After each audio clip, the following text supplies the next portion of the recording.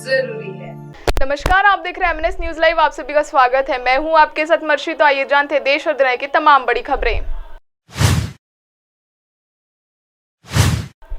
केंद्रीय मंत्री कैलाश चौधरी का बयान, बोले भारत में रहना है तो भारत माता की जय बोलना ही होगा। दरअसल केंद्रीय मंत्री कैलाश चौधरी ने शनिवार को कहा कि जो लोग भारत में रहना चाहते हैं उन्हें भारत माता की जय बोलनी होगी। वे यहां भाजपा द्वारा आयोजित किसान सम्मेलन को संबोधित कर रहे थे। उन्होंने कहा कि लोग देश में कहते हैं कि वे भारत माता की जय नहीं बोलेंगे, वह भाड़ में जाए। कृषि राज्य मंत्री ने जोर देकर कहा कि भारत में रहना है तो भारत माता की जय तो बोलना ही चाहिए। साथ ही सवाल दागा कि यदि ऐसा नहीं करेंगे तो भारत में रहते हुए क्या आप पाकिस्तान जिंदाबाद कहेंगे। उन्होंने कहा, वंदे मातरम और भारत माता की जय कहने वालों के लिए ही देश में जगह है। मैं कहना चाहूंगा कि अगर कोई ऐसा व्यक्ति है जो भारत माता की जय नहीं बोलता, भारत में आस्था नहीं रखता और पाकिस्तान जिंदाबाद में आस्था रखता है तो उसे पाकिस्तान चले जाना चाहिए, यहाँ उसकी कोई जरूरत नहीं है। उन्होंने कहा कि सामूहिक प्रयासों से देश को मजबूत किया जाना चाहिए और इसके लिए राष्ट्रवादी विचारधारा का होना जरूरी है।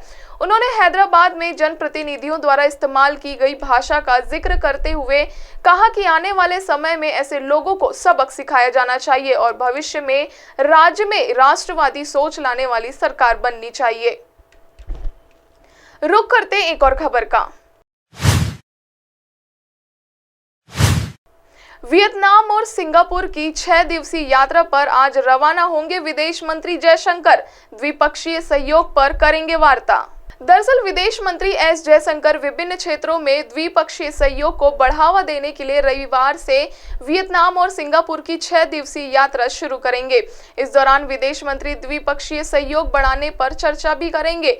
विदेश मंत्रालय ने शनिवार को कहा कि पहले चरण में जयशंकर विभिन्न क्षेत्रों में प्रगति की समीक्षा और सहयोग बढ़ाने के तरीकों पर चर्चा करने के लिए 15 से 18 तक वियतनाम का दौरा करेंगे। इसके बाद विदेश मंत्री 19-20 अक्टूबर तक सिंगापुर की यात्रा करेंगे। दक्षिण चीन सागर में चीन ने बढ़ते आक्रमण व्यवहार पर चिंताओं के बीच बढ़ती द्विपक्षीय रणनीति साझेदारी के प्रति बम के रूप में भारत ने वियतनाम के सशस्त्र बलों को मिसाइल कॉर्वेट INS किरापण उपहार में दिया था। भारत ने पहली बार दूसरे मित्र देश को कॉर्वेट सौंपा था। इसके 3 महीने से भी कम समय बाद जयशंकर दक्षिण पूर्व एशियाई देश की यात्रा करने जा रहे हैं। रुक करते हैं एक और खबर का।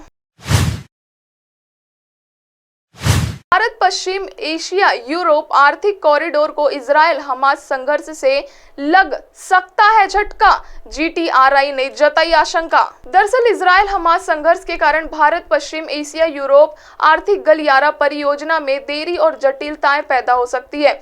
Think tank global trade research initiative ने यह बात कही है। GTRI ने कहा कि हालांकि संघर्ष के तात्कालिक परिणाम इजरायल और गाजा तक ही सीमित है, लेकिन पूरे पश्चिम एशिया में इसके प्रभाव को कम करके नहीं आंका जा सकता। थिंक टैंक ने कहा कि संघर्ष इजरायल और सऊदी अरब के बीच ऐतिहासिक शांति समझौते की संभावना को पटरी से उतार सकता है, जो भारत पश्चिम एशिया यूरोप आर्थिक गलियारा ढांचे में एक महत्वपूर्ण कड़ी है। हालांकि सऊदी अरब और इजरायल के बीच ऐतिहासिक रूप से कोई औपचारिक राजनयिक संबंध नहीं है, लेकिन हाल के वर्षों के दौरान संबंधों में नरमी के संकेत देखे गए हैं। GTRI के सह संस्थापक अजय श्रीवास्तव ने कहा कि युद्ध की स्थिति में दोनों देशों के बीच बातचीत ठंडे बस्ते में हो सकती है।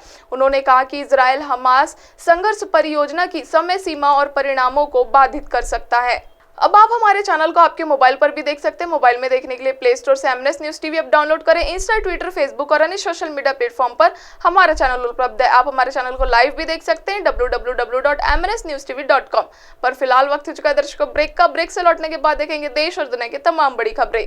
नमस्कार।